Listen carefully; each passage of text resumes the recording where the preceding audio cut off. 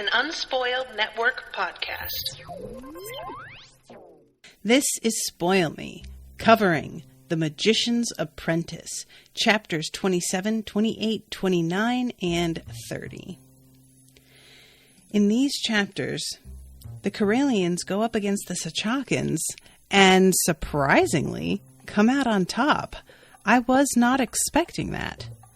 However, the response of the Sachakans is a little bit more extreme than they were prepared to be dealing with this early on. It's war, ladies and gentlemen. Welcome to Spoil Me.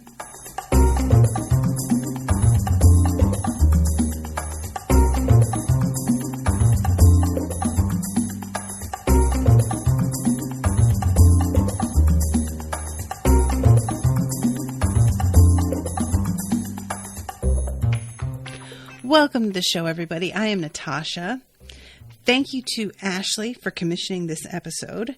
I wanted to mention, so Ashleigh, there was no guarantee that I was actually going to see the comments that you left on the previous episode, but I did when I logged in to start this episode today. And I just wanted to mention it because I know that there are other people who have been listening to these. Martin has been frequently turning up in the chats here. And there have been when Ashleigh commented on the previous one, she was sort of having a bit of a conundrum because, as happens a lot of the time when we revisit something that we used to like as adults, we realize that things are a little bit more problematic than we had thought. And so Ashleigh is rereading these with me right now, but had not reread ahead. And so is similarly being kind of taken off guard by the racism in the writing in this book in particular. And she, like me, in the last book, kind of was like wondering whether or not this was really going to be a problem. But in the previous books, the Sachakans were working independent of the Sachakan government. So it was kind of implied that while the king and the culture in Sachaka wasn't the best, the Ichani themselves were the worst of the worst. They were the outcasts, likely because of the fact that they were so particularly cruel and willing to dish out violence and torture and whatever. Then, when she reread this book with me, she realized that the author really isn't interested in pardoning any Sachakans. It doesn't feel like they're... In these chapters, we get her brother and her brother's sister, or her sister-in-law, her brother's wife. But I had said last time that I wasn't entirely sure whether or not that was going to, fix this problem for me, and I'm kind of falling on the side of it doesn't. So it's what Ashleigh kind of said in the end was, I am going to see if I can read ahead on to the next one, because I'm not sure if I want to keep commissioning these if they are continuing on with this sort of trend. And I leave it up to your judgment, Ashleigh. I obviously have no idea whether or not this is something that is handled better or worse, or if it sort of winds up being, quote, worth it. And by worth it, what I mean is we all have the lines in the sand that we are not willing to forgive a writer for. And we have also got things that bother us, but if the plot is good enough, or if it feels like the characters are rich enough, we are willing to sort of look past the things that we have a problem with in favor of continuing. For example, there's a lot of problematic aspects of the male gaze in Dresden Files. However, the characters are often handled in such a deft way, and the plot is so interesting, and the magic working is so compelling that I find it overshadows the things that I don't like and makes it much easier for me to look past them. As long as I can discuss them on the show and we can acknowledge that they're there, I can go on and continue without feeling like I'm betraying things that I believe in by reading on. I don't know what that looks like in these books, so I can't make a call as to whether or not that feels right. And at this point, I'm not at a place that I would be like, if I were reading this for my own amusement, I don't feel like I would have just quit. At this point, there are books that I have reached a spot where I'm like, all right, you know what? And I have stopped reading. It's rare, but it happens.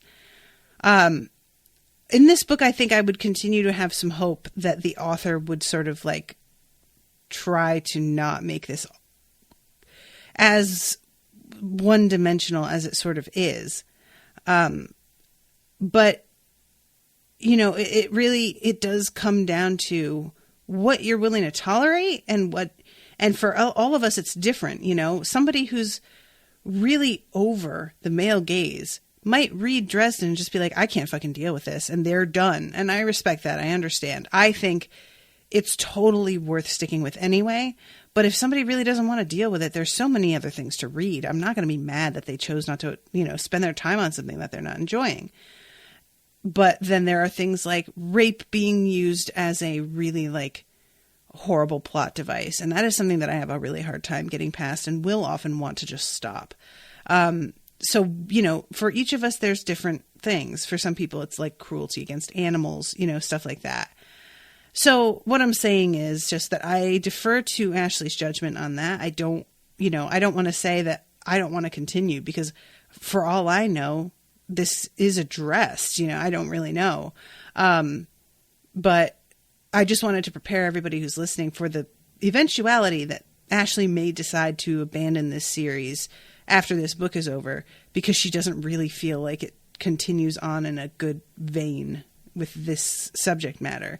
So just a warning. And if any of you listening really wants me to continue, you can always step in and you can commission an episode yourself. Ashleigh has taken on the commission of now 4 whole books almost entirely by herself, which is like pretty huge.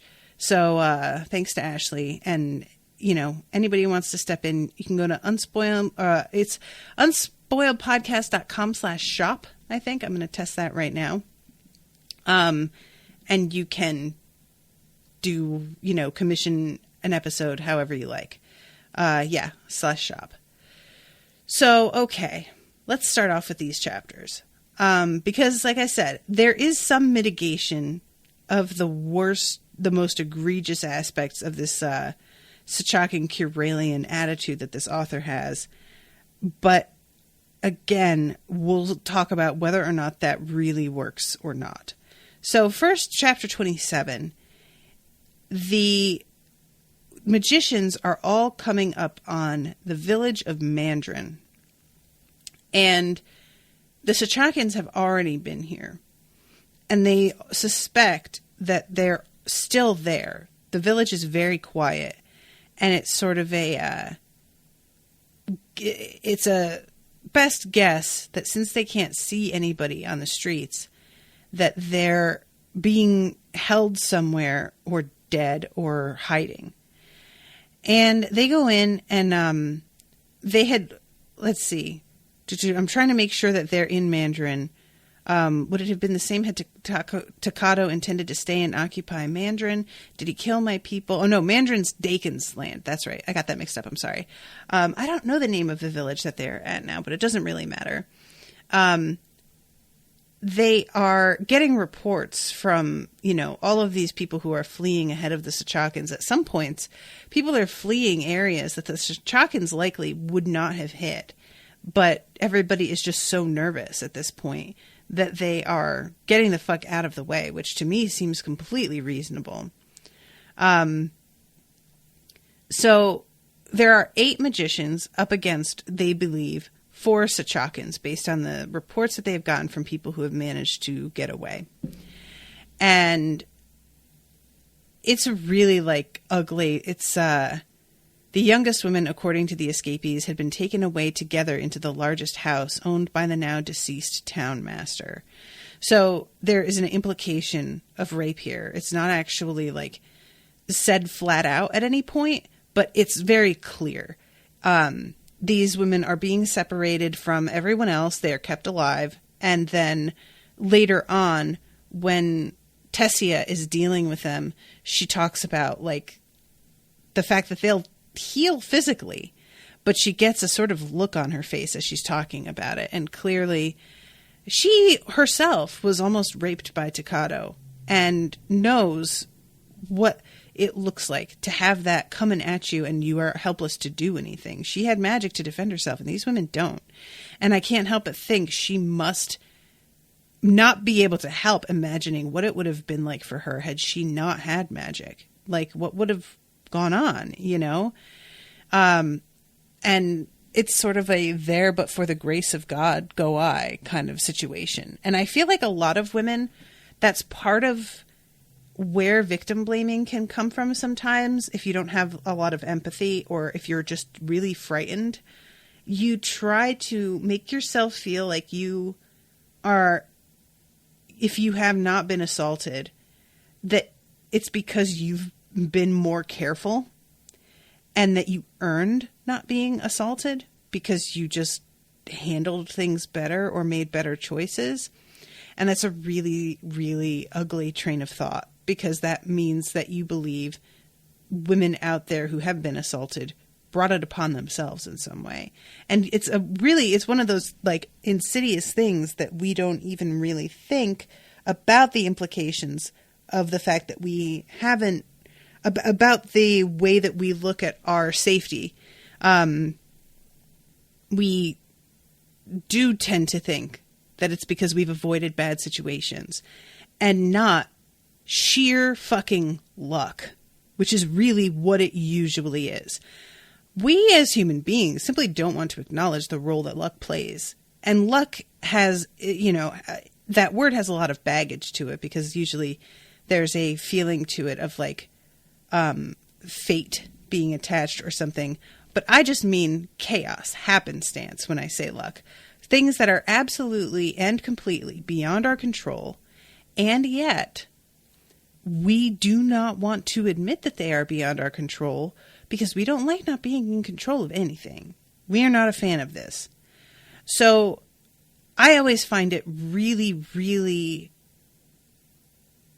sort of sobering when I hear about women being assaulted, because it is so easy to think that I'm not, you know, I wouldn't wind up in this situation. I wouldn't have been walking by myself at this time. I wouldn't have been drinking in this place.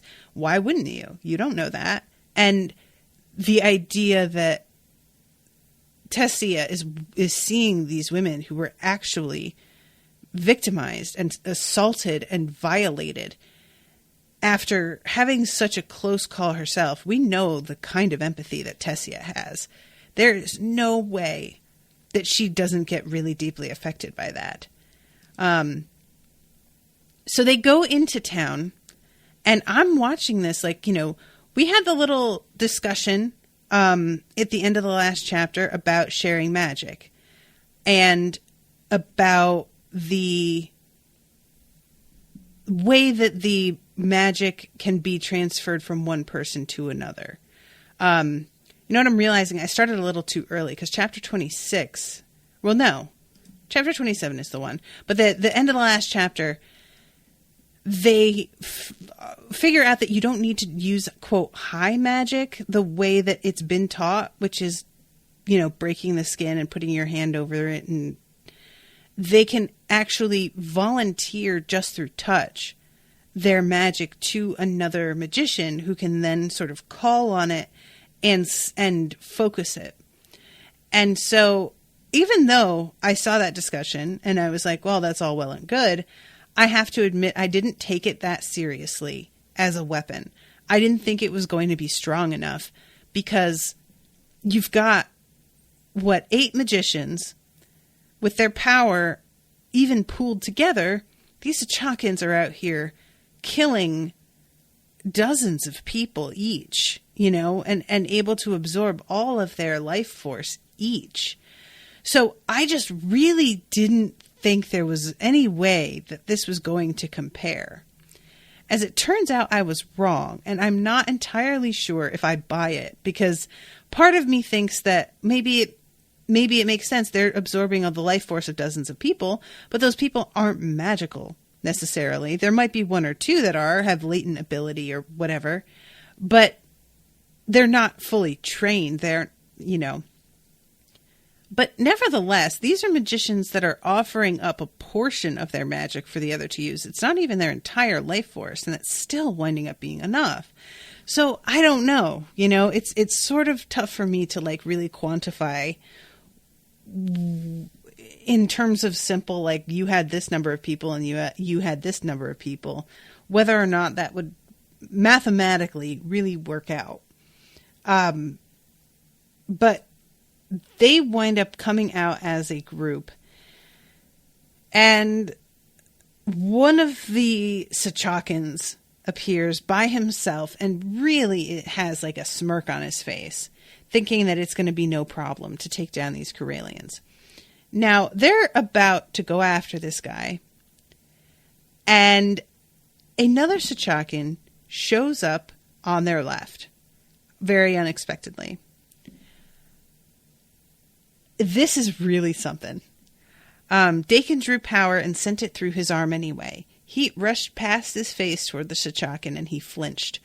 The Sachakan's shield held for a moment, then crumpled inward. His face, blackening, stretched as he tried to scream, but the heat of the fire strike must have burned away his voice instantly. As the man fell to the ground, Narvellan muttered a wordless exclamation. "I didn't think it would work that well." "For a moment I was worried you hadn't seen him," Giant muttered. "Only at the last moment I figured we'd better deal with him first." So they continue to face off against the next Sachakan, the first one that they saw. And as they're doing this, Dakin is wondering to himself exactly how much power he's even using. This is alarming to me. The fact that it's not really possible for them to tell. I mean, I'm not expecting them to have, like, a life gauge or something like you have in a video game in front of their eyes. But it really seems like he doesn't have any idea in terms of, like, percentage whether or not what he's doing is sustainable. And that makes me very, very nervous. And yeah, when he hits out again, Dakin has his eyes closed and Narvellan hits out. And Narvellan says something like, "Now the last one." And Dakin's like, "Wait, what?" Because there were supposed to be 4. And it turns out that Narvellan hit 2 Sachakans with the previous strike and took them both out. So that's pretty intense. Like, damn. And then finally, there's the last one. And it doesn't completely overcome his shield right away. And as they continue to hit at him, he, like, at first seems to be pretty assured that he's going to overcome them, which is sort of funny considering that every single one of his pals is down. But he starts to get a little bit more worried as the attack continues. "Let's give him one last blast," Narvellan said, "before he can get away from us." Dakin wondered how his friend could stand under the pressure of hands. He drew power. Narvellan spoke. Power flowed out. At the same time, a strike came from Waren's direction. The Sachakan gave a crazed scream of anger as he staggered backwards. Then he flew through the air in a spray of blood, twisting and then landing with a crunch, and was still. Which is really quite intense. Everybody is, of course, delighted and cheering at the fact that they were able to overcome these guys, which, they should. However, it took a lot of coordination that required standing still to do this, and I feel like they maybe should be a little bit more concerned about that. And also, this was only 4, and they're talking about 20 earlier. So I'm not trying to take away their victory from them, but, like, it's qualified, So then they see a bunch of people, like, jumping out of houses and running away. And it's slaves that are leaving. And Dakin is relieved that nobody tries to strike out at them. But as we find out later, the slaves go and report back exactly what happened. And this is the thing. It's that I'm not mad at the slaves for having loyalty to the people that they work for from the land where they were born and grew up. Like, that's just unavoidable. But it's tough. Like, they don't have to kill the slaves, but they could at least capture them and keep them from informing to the rest of the band what's going on. And they don't do that because they apparently don't really think through. I think that when you are a free person who has always been told how terrible slavery is, you assume when you see slaves running that they are trying to flee and get away from the people who enslaved them. I don't think it even occurs to these guys that the slaves are going anywhere other than off on their own. Returning back to the other Sechakans, I don't think they would have expected that, to be honest. So Tessia is, very dispassionate here and is talking about how she needs to see to the people who are still alive. Dakin felt the elation of victory drain away. For a moment, he wondered how Tessia could be so cool and practical. She learned it from her father. He didn't let emotion cloud his judgment, but he never needed his skill as much as Tessia has lately. She would seek out the Sechakan victims alone if he didn't go with her.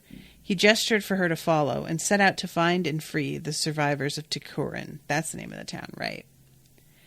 So we have a group headed by Cheeto arriving at Takado's camp. Hanara believed that his master had asked them to be allies because he trusted Cheeto, whereas Dovaka he had decided to do so himself. Takado had raised no protest. He seemed almost encouraging. Hanara knew better and worried what the mad Ichani might do on his own. But he was glad to be spending less time in the man's company, which we find out later he was the one who was killed, which makes me very happy. As the camp swelled, Hanara realized that Cheeto's group had grown. He looked around, counting, and found it was now 3 times the size it had been last time Takado and Cheeto had met. The newcomers included a woman, he noticed. She approached with Cheeto as Takado rose to greet his ally. So her name is Asara, and apparently she works for the king, and he sent her to take care of this issue. But instead, she joins them. And when she does this, I wondered if this was going to blow back on her. But a little bit later, Sechaka winds up sort of throwing in their lot with these Ichani because they are looking like they are going to succeed in a full-on invasion. And now I'm like, if things were to work out, would the Sechakan king have welcomed her back? And could she have pretended that she did what she could, or that she didn't reach them until after word got out that he was throwing in with them, or what? So Hanara is listening to the way that everyone talks to each other and sort of noting the subtleties of it.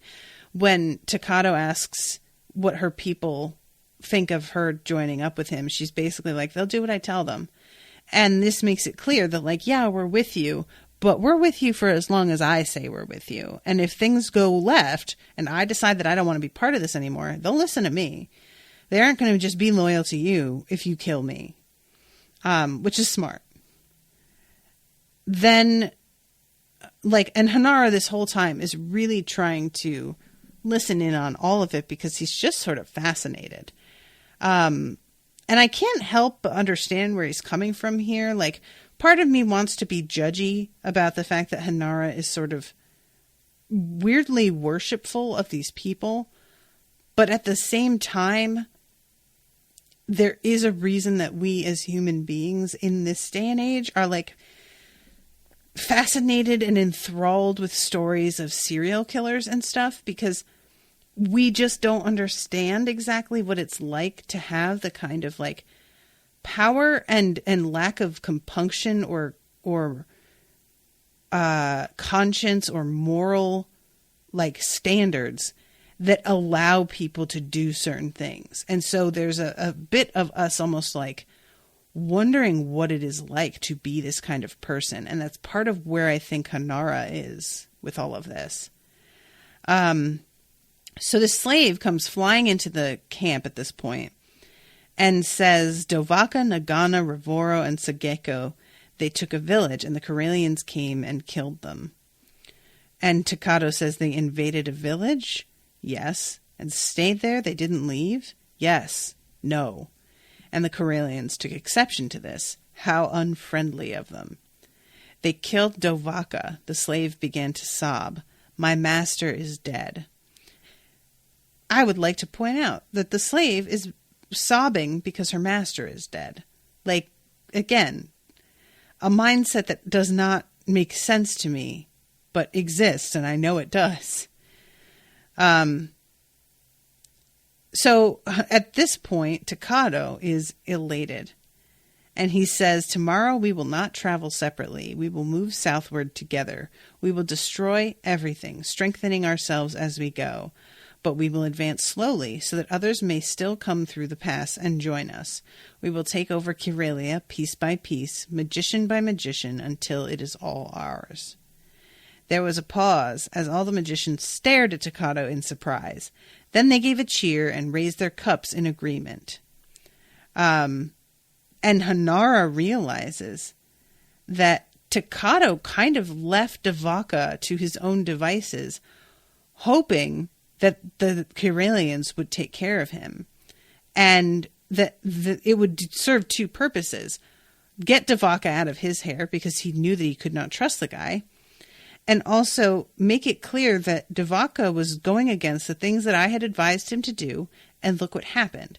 So it will make other people feel a little bit more respectful of the rules and the advice that he parcels out to them. And he can just be like, if you want to wind up like Dovaka, go ahead and do your own thing.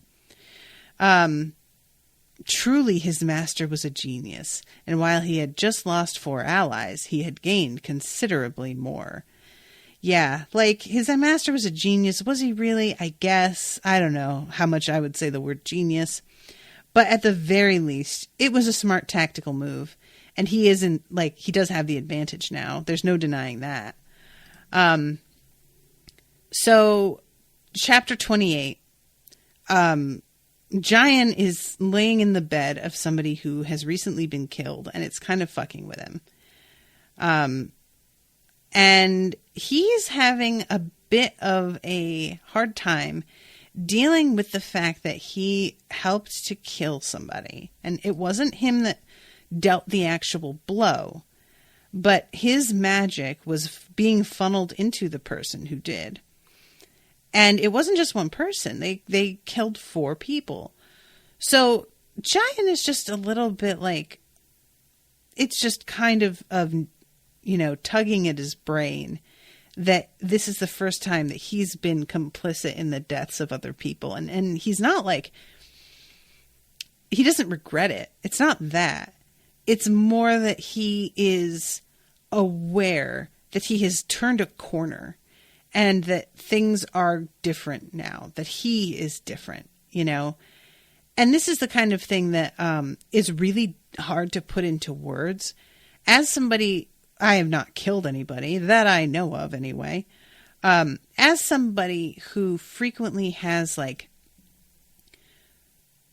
moments of realizing how different I am than I was even just 5 years ago, it can be really tough if I'm talking to folks who are younger than me and have not gone through some of the very specific difficulties that I've gone through, to explain to them why I feel the way that I do. It's the sort of thing that I just sort of have to wait for them to go through them, and then they will understand, but it will be a while, and circumstances may not happen. But I like that this is being talked about in the way that it is, because so much of the time authors sort of take this tack where the person who kills somebody who was doing obvious wrong is like, well, did they really deserve to die? And, belly aching over. And I really do believe that there are some people that should not be allowed to be amongst other human beings. I don't even want to say deserve to die, because that makes it sound like a punishment. And when I say that we should like kill them, it's not to punish them. It is because they are a hazard and they need to be removed from the equation. You know, it's like pouring bleach on a dirty countertop. The thing is, do you know for sure who is and isn't? Some people, I think you do know for sure. Some people make it very clear who they are. And there are times where it's a mystery and it's really, you know, can this person actually reform themselves? And it seems like they want to and whatever. This isn't that. The Sachakans were murderous, torturing, raping psychopaths. And he knows it. He's not caught up on whether they deserved to be killed. It's just that he doesn't like the fact that circumstances have coalesced to a point where these are the decisions that he has to make. They are forcing him into a corner where he is having to become a killer, and he doesn't like that they get this power over him. And I really like it being framed that way. When dawn came, Jayan rose. He goes into the kitchen. Dakin moved to the cupboard and opened the doors. It feels wrong to be eating their food, he said. Jayan and Tessia exchanged a glance. Either someone will eat it or it will go bad, she said. And it's not as if we're stealing it from them, Jayan added. There is something about Dakin in this moment that feels really childlike to me. Like both Jayan and Tessia have much more sort of practical outlooks here. They ate silently. She looks exhausted, Jayan noted. Dark marks shadowed the skin under her eyes and her shoulders were slumped. He wished he could cheer her up or at least see some of the familiar spark of interest in her eyes again. Even a bit of healing obsession would be better than seeing her all glum and sad. So yeah, she's having a tough time. And she says, the Sachakans killed, she's dealt with the injuries. She says, the Sachakans killed anyone injured in the attack. And once they decided to torture someone, they always finished them off eventually. Not all Sachakans are so depraved, Dakin said. And I want to point out that this is underlined. I know it's hard to believe, and this is underlined by 5 people. It's not underlined by a lot of people, but 5. I know it's hard to believe right now, and I admit I'm finding it difficult to make myself remember the fact, but it is true. Unfortunately, it's the greedy, ambitious, and most violent who are most likely to be attracted to Takado's side. So here's the thing, and I said this last episode. Yeah, these people might be the worst of the bunch who are attracted to Takado, but these people, forged a path that now the entire Sachakan government is, signing on to, right? The king is yep, I guess we're at war, and is technically on Takado's side.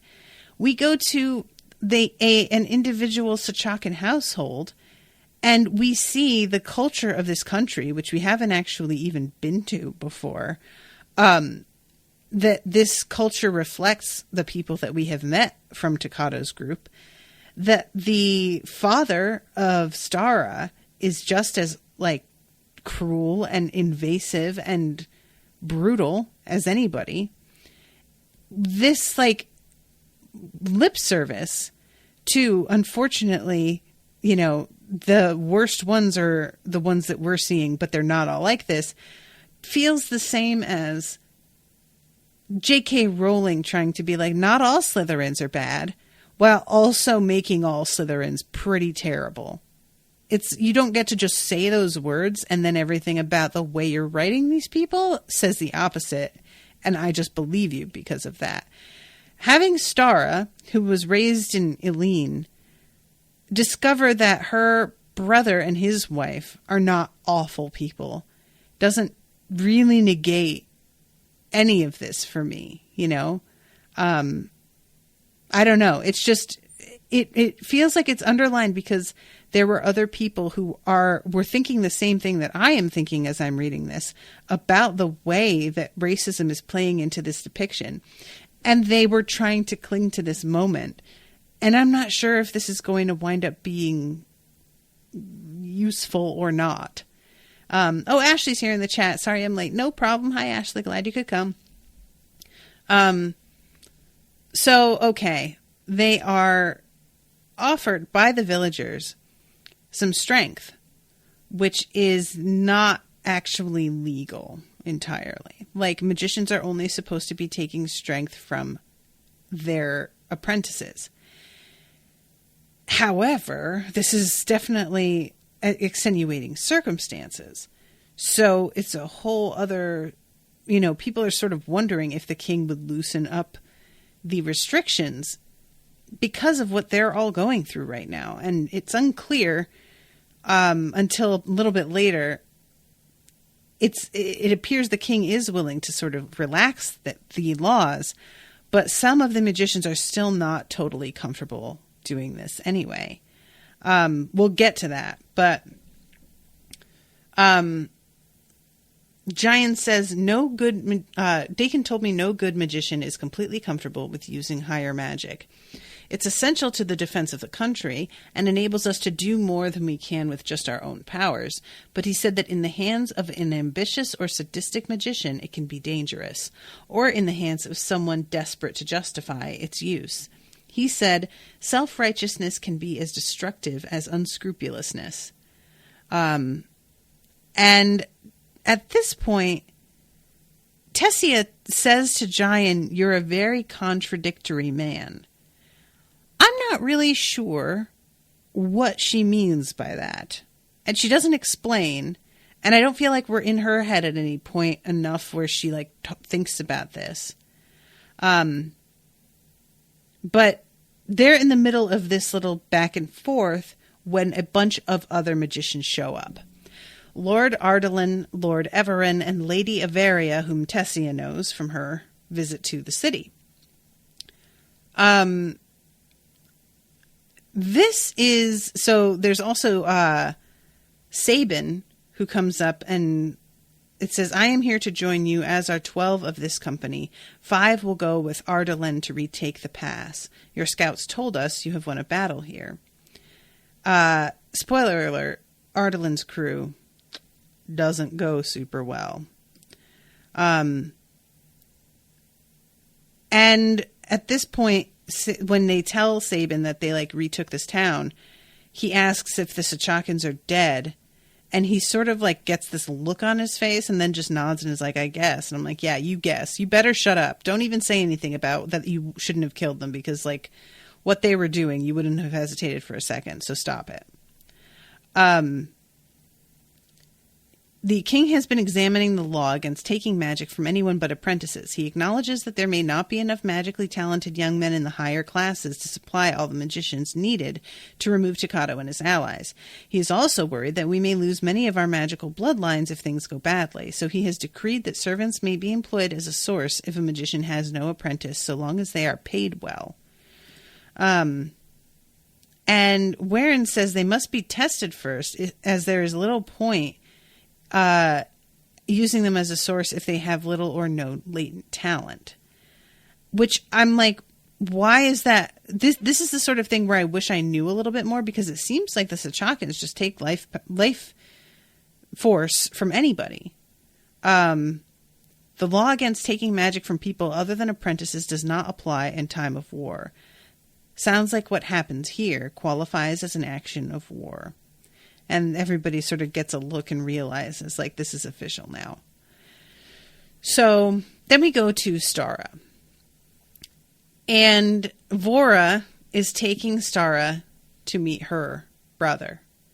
It turns out that he's in a bathhouse and luckily has a towel over himself.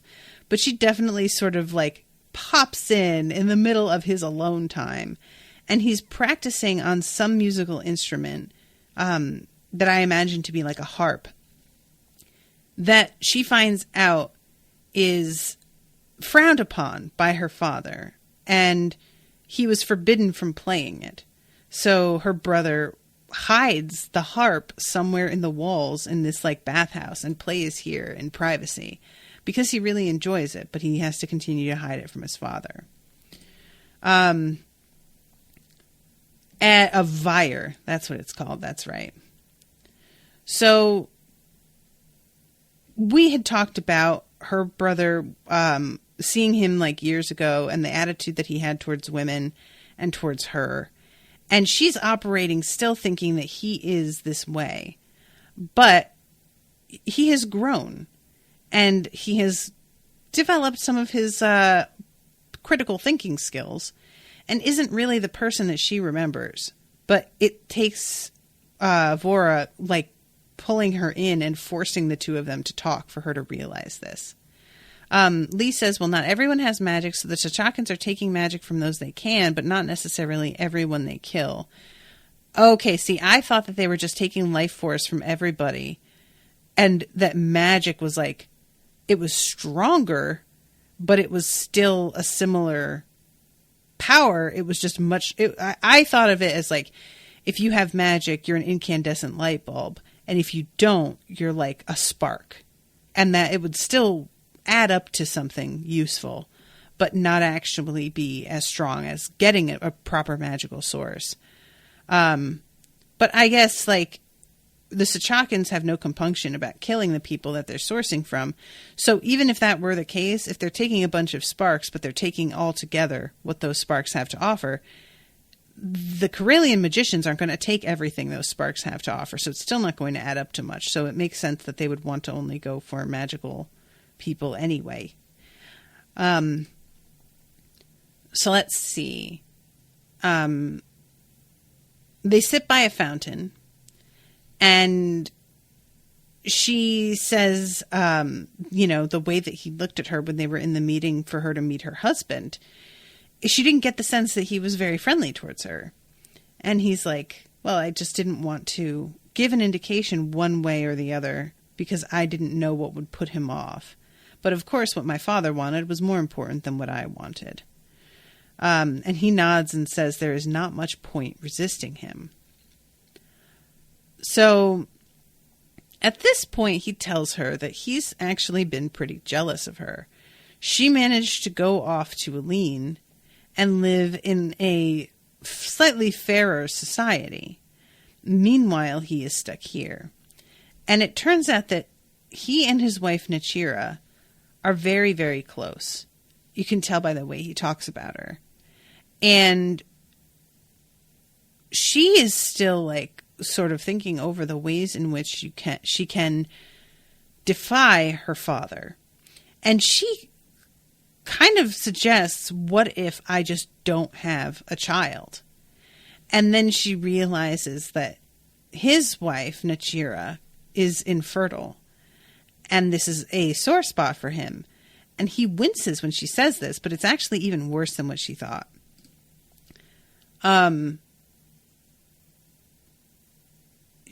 Because it's news to her when he brings up the fact that her father is still looking for a husband for her.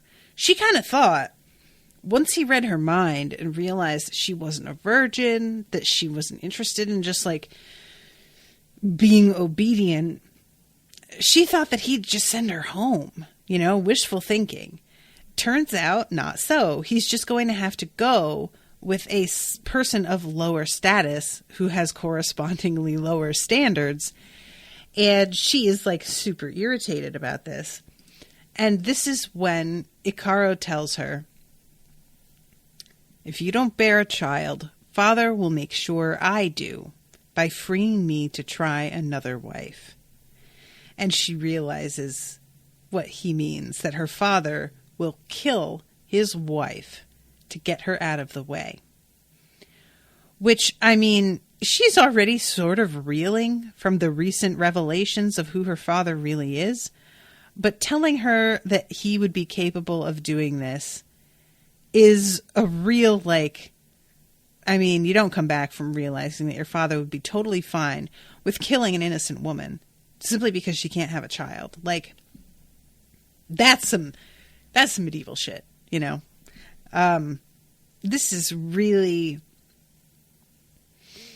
I really feel bad for the two of them as they come to realize, her brother obviously has come to realize who their father is much sooner than she has. But nevertheless, that is a really I can't imagine knowing that about a person. That's just really horrifying. And now the fate of her sister-in-law rests entirely on her shoulders, which no pressure. Like, oh my God, she has to agree to marry, have sex with, and bear the child that she may not even want of a person whom she has not met, and do so without complaint, or else her father will murder an innocent woman. No pressure. Jesus. So she is just kind of an impossible situation. And she makes a deal with him that if I do this, I need you to teach me high magic, because it's illegal to teach. So I was able to learn how to use some of my magic, but I wasn't able to learn that because it was the one law that my friend pretty much really respected. And in the end, he winds up agreeing to teach her and shows her how to do it. She manages to pretty much nail it in one lesson, which is convenient, I suspect, because I feel like that's going to be coming up eventually. So the next chapter, 29, is with Tessia. And they are like deciding that they are going to leave Takurin, because it is, first of all, these people need to rebuild. They need time to grieve and like start to move on. But it also says the survivors had begun to behave strangely towards the magicians. Their fascination and gratitude had only increased after the magicians took the strength they'd offered, though not from the girls, as Tessia had advised. Some people began following them around. All agreed it was time to leave and let them begin rebuilding their lives. So this is really interesting. Like, I can't help but understand looking at people who have literal magical powers, who swooped in and managed to obliterate the people who were killing and tormenting everybody in your town as minor gods and low-key worshipping them. That makes total sense. So Lee says, aren't most infertility problems that couples face due to the men anyhow? Like, if she does get killed, I'd take a bit of satisfaction if he still didn't get his way, because it's his son, not his daughter-in-law, who's actually the one who can't have babies. Yeah, like, that's the thing about this sort of, it's always assumed that the woman is at fault. I mean, all you have to do is read about what went down with King Henry VIII to know how very, very little men were ever blamed for the issues with conceiving a child. He went through one wife after another because he wanted an heir so badly and could not seem to get one. And the only heir that he had was pretty sickly, if I remember correctly. So yeah, he was not somebody that this is a really common tale. A woman being blamed for the infertility. And also, similarly, a man's sperm is what determines the sex of a child at birth. And when women have female children, they are always blamed for it as if they have a choice, when in fact it's the DNA of the father that winds up determining that. So again, yeah, we always get the blame for shit. Never fails. So Lady Avaria comes up to Tessia and gives her condolences about her parents. It says, Tessia felt something inside spasm as grief suddenly sprang to life again. She nodded, not trusting herself to speak, and resolutely pushed the feeling away. Girl, if that isn't my whole goddamn life. I swear, pushing away grief becomes a part-time job when you're getting towards the middle of your life. And I imagine it begins to be a full-time job as things continue. And you just learn how to shut it down so that you can fucking get through the day. And eventually, when you have some time by yourself, maybe you can allow a moment to just sink into it. Some may call it wallowing, but I feel like that's always used with a sort of negative connotation. But I'm worried that Tessia is pushing it away so much that it's going to burst out in a really unfortunate way, because that's what happens. And she has magic, so it's going to look really different than if, say, I were to have this reaction, you know? And they're talking about her healing and the fact that she's tried to use magic for healing, and she's really not had the success that it seems like she expected to have. Things aren't working out completely. And Avaria thinks that they should send some healers to the group. And Tessie is like, to be honest, we've rarely come across people who are alive. So we haven't really needed them. But, like, maybe eventually. And they talk about the, you know, effect of being the only woman in this group until Avaria got here.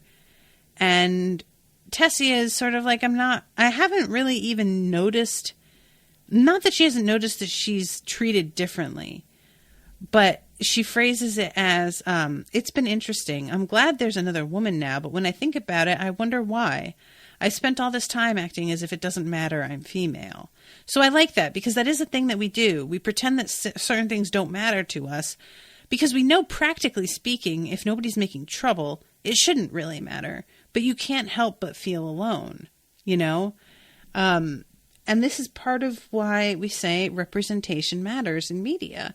Because while it may not be actually harmful, I would argue that it is, but even if you were operating under the assumption that it's not harmful to, you know, not see yourself represented, there is something about feeling like you are a part of the thing that you love that changes your relationship to it.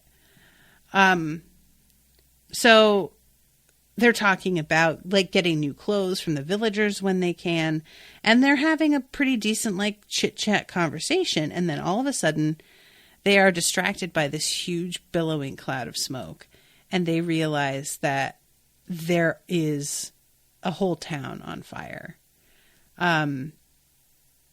It's pretty sobering, and they, like, all quiet down quite a lot. What had been a near empty road ahead of them was suddenly full of people, both walking and riding, carts and small groups of domestic animals. Her stomach sank as she saw the numbers coming towards them. As she began to make out details, she saw heads turning to glance behind and recognized the haste in their movements.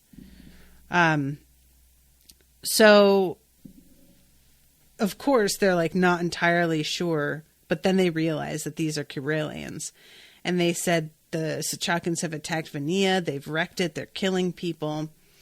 And after several minutes, she heard Warren call over the voices. You must travel south. This way will take you towards the mountains and more Sachakans. But we can't go back. You must go around, Warren replied. The townspeople say that about 20 Sachakan magicians attacked Vania less than an hour ago. They're destroying the place, so it's doubtful they'll try and occupy it as they did to Kurin. And they're in the middle of figuring out what they're going to do here when they get interrupted by a mental message. It's Mikan. All of our group, Ardalin, everyone, is dead. We were so careful, silent, traveled at night, but the pass was full of Sachakans. By the time we came close enough to see, it was too late. Ardalin told me to run and hide so I could tell you. I climbed the cliff. There are about 10 of them. They have tents and carts of food and other things that indicate they're planning to stay there and hold the pass for themselves. And he's instructed to quiet down and be cool so that they don't fucking find him, because, again, all the Sachakans can also hear these mental messages. And I know in the other books that they were able to send one-on-one mental messages, weren't they? But it was considered, like, impolite to do in the presence of other people because it made it really clear that they were being left out. But I don't know if they are simply not doing that here because he wants to make sure all of the magicians know about it, or if they have not developed that skill yet, because there's plenty of stuff that we know they can do in the later series that they're not doing here. So obviously their talents and their knowledge has not developed to that point for a lot of things. So it might be that it hasn't developed regarding mental communication either. Meanwhile, Tessia is really kind of feeling a way about Mikken being the one who's like, you know, in danger here. It's not even that she's into him. It's that she liked the guy. He was friendly. He was charming. And it just feels so strange for somebody her age that she was just like being really friendly with to have this sort of danger thrown upon them. And I know what that's like a little bit, just like having somebody that you kind of took for granted as just being a fun person to hang around. And then all of a sudden something has happened and you're just like, oh my God. So then we go to Takado.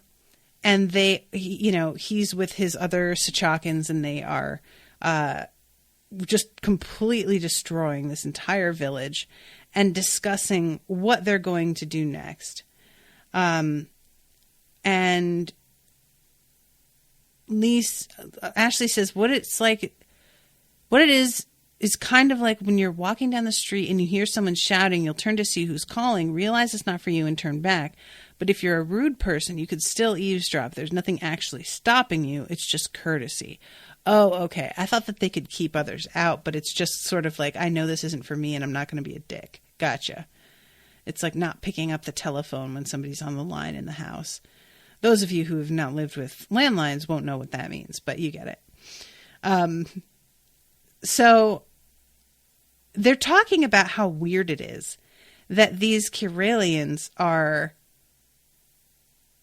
not being forced to do anything, that they live in freedom, and one would think that would make them rebellious, but instead they're prospering and having these like farms and everything.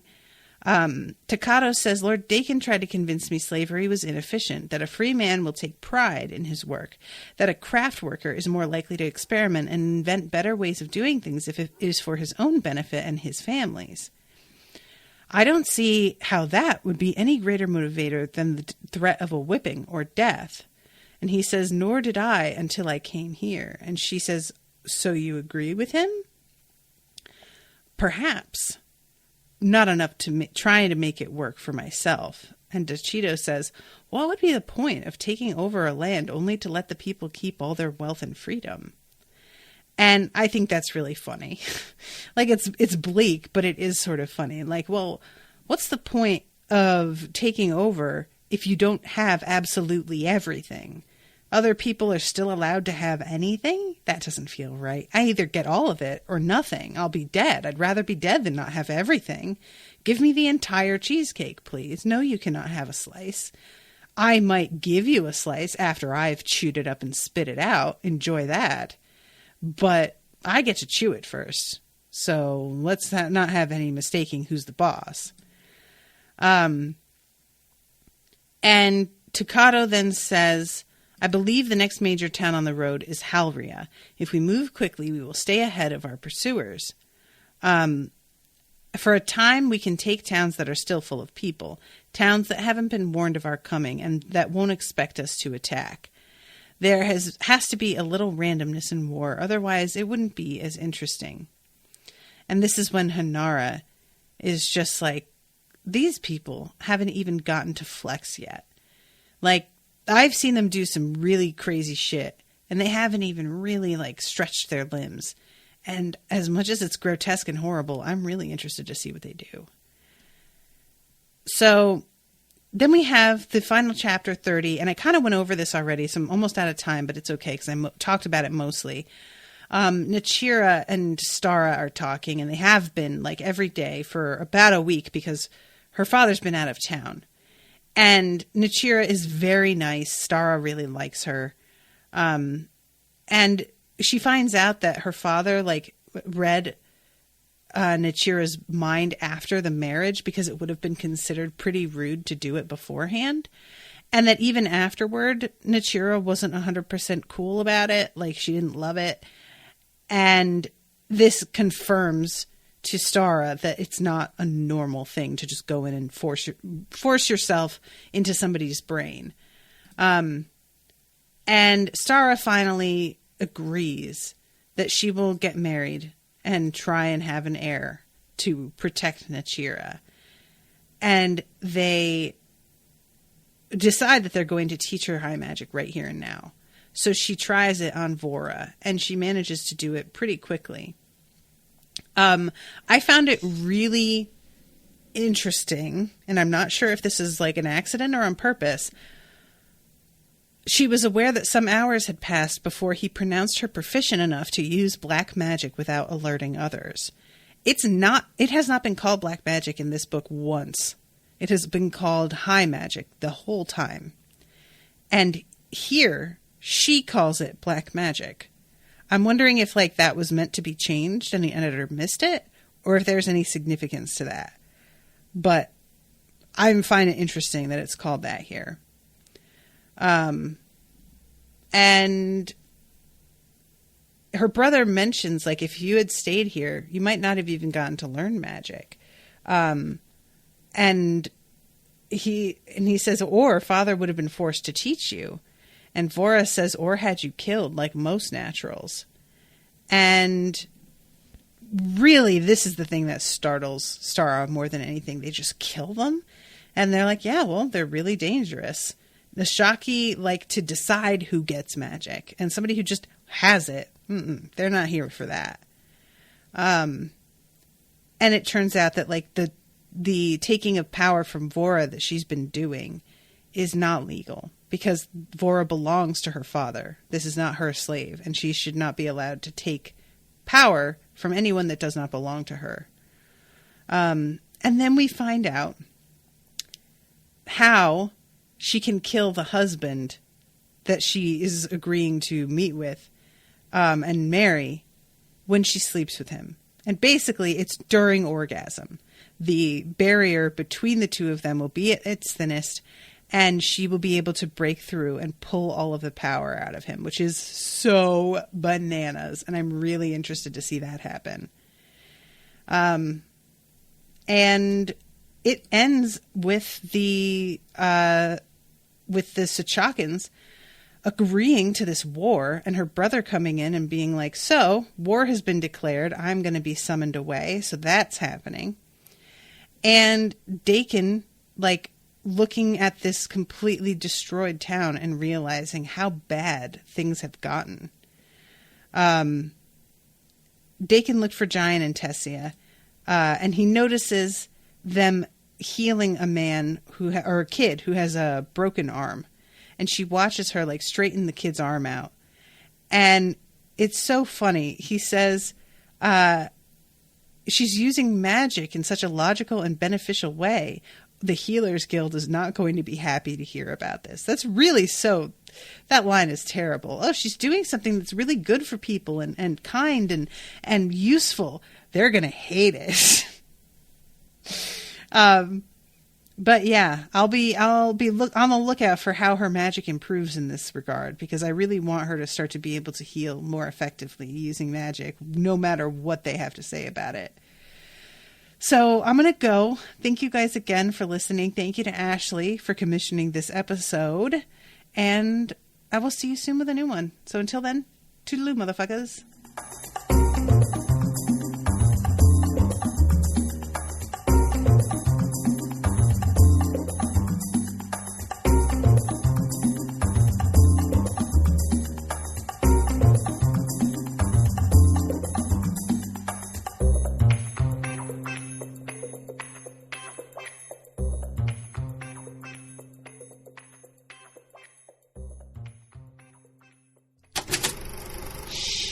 That was an Unspoiled Network podcast.